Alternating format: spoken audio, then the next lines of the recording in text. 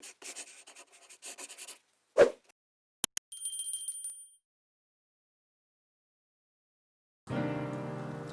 guys, this is Elle, and it's been a long time. So I plan to start back doing this, and I'm not really sure what form a lot of things are gonna take. I re-uploaded a lot of my old videos. I think it was a couple days ago. I'm not really sure when this is gonna go up. So it might have been 4 days ago, it might have been a week. But the aim is to be more frequent with the uploading and, actually do things instead of saying I'm going to do things and then it not happening. So with all the quarantine stuff and the COVID fun stuff that's been going on lately, I decided, what better time than now? I've got a lot of time on my hands. I'm not really doing much at home, so yeah, let's just do this now, and better to start and not have everything go perfectly than to not start at all. So this in the background here is just my D&D character if I ever got a chance to play D&D. So it's just gonna be sketching, basically. I plan to put this out in maybe 3 parts. This part is just gonna be the sketch, the design, basically, what the character's gonna look like. The next video should be the line art and the inking. That's gonna take a while, so that'll probably be a video on its own. And then after that, I'll go into the color. The color is probably gonna take a while. I'm still trying to figure out what kind of method I like to use in terms of coloring, and whether I like to do flat colors and flat shadows, or whether I want to do like colored line art and then color underneath, whether I want to do monochrome. I'm still trying to figure out what style I like for my line art work, because for a long time I just thought that I was really bad at line art, so I just didn't do it. So yeah, that's gonna be what these 3 videos are about, at least. I'm not sure whether I'm gonna call these a discussion. I don't know whether I'm gonna go more into like what I'm actually doing, but we'll see. I probably will at some point, because this is probably gonna go on for a while, so I'll probably get into a little bit of what I'm doing. So in terms of where I've been and what I've done and how life has treated me, I've graduated from school at this point. I started this channel when I was just about to go to school, or like in my first summer after I'd started school, something like that. Like I'd finished my first year, I started this, and then I posted like maybe 6 videos, and then I disappeared off the face of the earth, which is fine. But I really regretted it, because mostly it was classes not giving me enough time, because school, especially art school, is a lot of do things now, don't sleep. You've got 6 illustrations due within the next 3 weeks, and all of them need to be rendered to a certain level, so you're not going to sleep. You're going to be like up all night, you're up till 2 a.m. Like when you're not in class, you're at home still drawing. So there wasn't time to read, there wasn't time to draw, there wasn't time for anything. And then I looked back at those videos and I was like, ooh, girl, what are you doing? What are you saying? Why are you talking like that? Like, why are you acting like that? Why are you speaking like that? Ooh, why is the goddamn music so loud? Oh, but I digress. So basically, with this drawing, I started off with a sketch on my iPad. I don't have a fancy iPad. I have like one of the older ones, because it was cheaper, money. So, but I can still run Procreate. It's a little bit janky, but it still runs Procreate, and I can still do sketching and stuff. It just takes a little bit longer because it's an older iPad. It doesn't have all of the features. I don't have an Apple Pencil, so I had to buy like one of those like cheap Bluetooth pens. You get the drift. So I did a really light sketch just to get the pose down on my iPad, and then I brought it over to Photoshop. And basically what I do when I'm sketching stuff like this, I try to focus on shape. And focusing on the shape really does help you figure out what the composition is going to look like. So, I mean, we're a bit past that part now, but when I started out with the trying to figure out the body, you could tell, like, well, you can still see it around the feet. You can see it's like a triangle for the front of the foot, the flat part of the foot, and another triangle to form the heel. And then if you look at the tail, it's a lot of like, okay, this line kind of shows the front part and the turning angle of the tail, and this part kind of shows where you connect with the back of the tailbone area, and then where the knee will go and where the elbow will go. So it's a lot of breaking things down into shapes and then kind of going over it with just a really light pencil. And I'm one of those people that I draw really heavy, so I tend to do things in a different color first. So that's why there's the blue underneath drawing.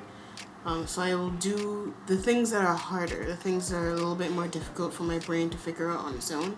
I'll do those in a separate color and just go over it and over it and over it until I feel like it looks okay. And then I'll go on top of it and start sketching. So things like the face, things like the hair, those really don't need that. Those I can just go in and start drawing. But the things like the feet and, the arms, like where the muscles kind of connect and where the arm bends and like that kind of stuff, that's where I'll start doing under sketches and figuring out exactly where things are gonna lay.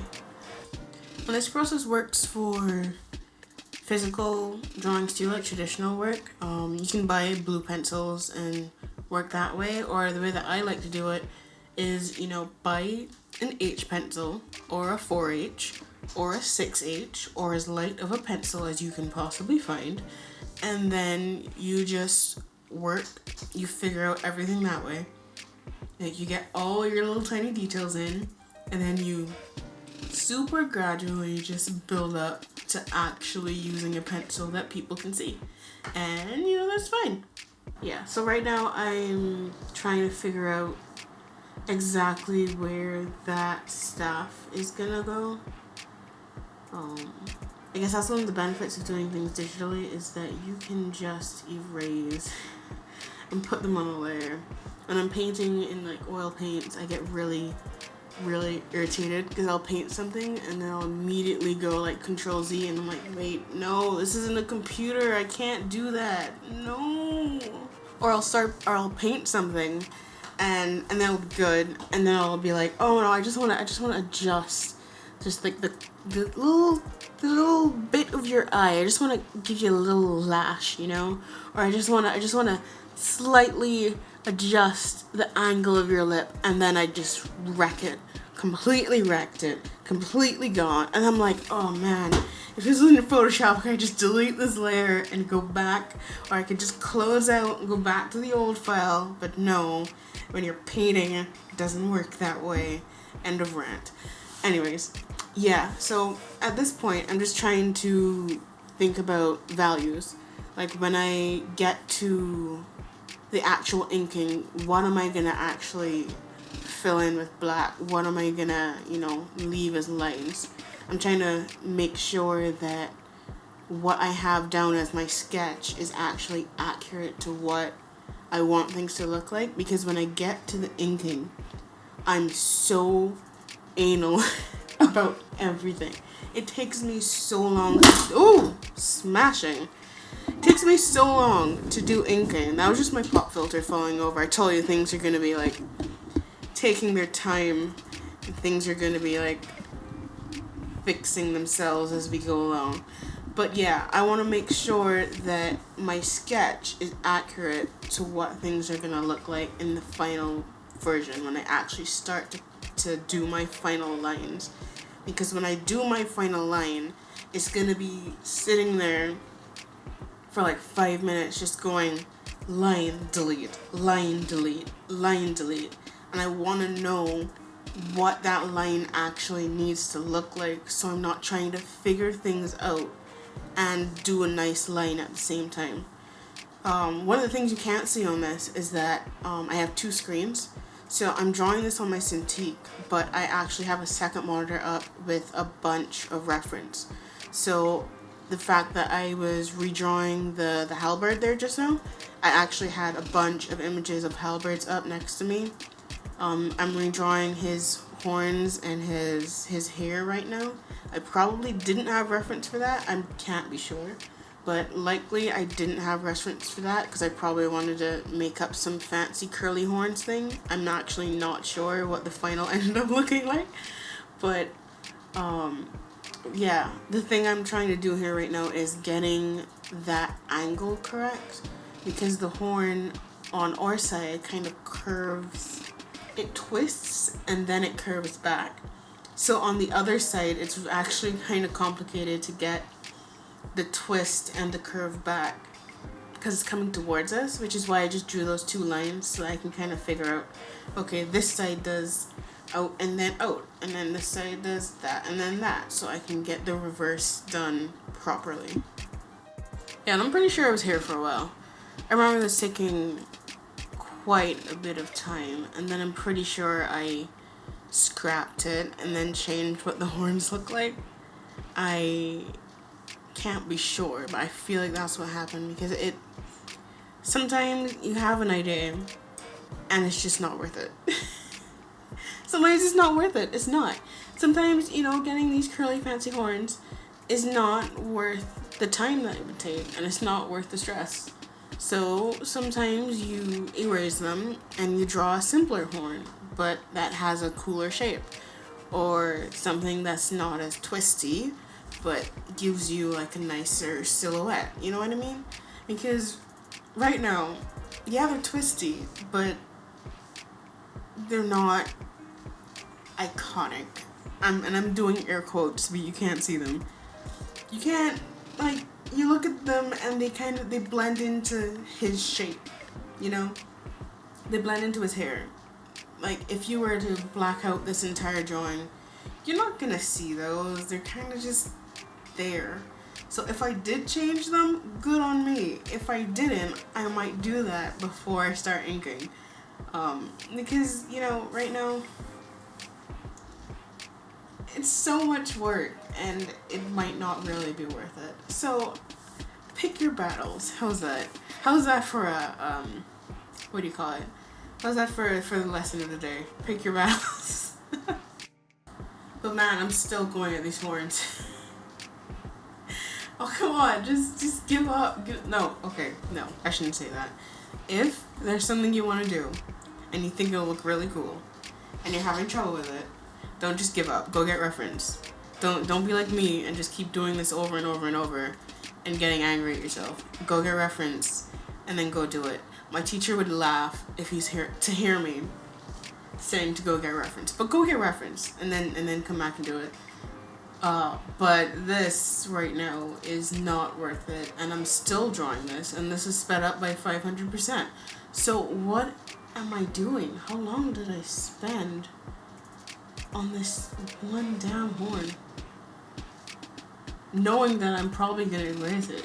It's a waste of time. But look, anyways, you see, I pulled out, I went to something else. It's fine. So yeah, I actually really wanted to do one of those really fancy halberds that had like all the designs on the inside, and I was like, is it really worth it? And then again I went no. And then there's some things in here that I definitely end up changing. So like the thickness of his tail. I remember when I was sketching this, I was like, yeah, I want one of those really thick, hefty tails. It's gonna be really cool. And then I think the next day I came back and I looked at it and I was like, no, that doesn't look good. Why did I do that? And I ended up like hacking it in half. So it's not even like that thick anymore. I have the image at the end so you'll be able to see what the actual final sketch looks like. But the tail is not that thick anymore. And I added some like just like place markers, I guess, of where I want some of the designs to go, like the scale stuff and the horn stuff on his tail. But yeah, I think at the end of the day, you just gotta know what you want and go for what you want, because I kept telling myself, oh yeah, I want this big tail. But that was because I went and I was looking at the official D&D art, and I was looking at other people's tiefling art, and I was like, well, like, the big guys always have like the big tails, so I'm gonna do the big tail. And then I did the big tail, and I was like, no, I don't want this. So if you know what you want, just do what you want and save yourself the trouble. And yeah, there it is. So you can see like the tail is smaller. The angle's changed. It's not really as squared up. We lost like the back half of the rock, but I can go and sketch that in when I'm doing the inking. It's no problem. So thank you so much for watching this. It's a very sudden end. I appreciate it, and I'll probably be out with another video soon. Bye.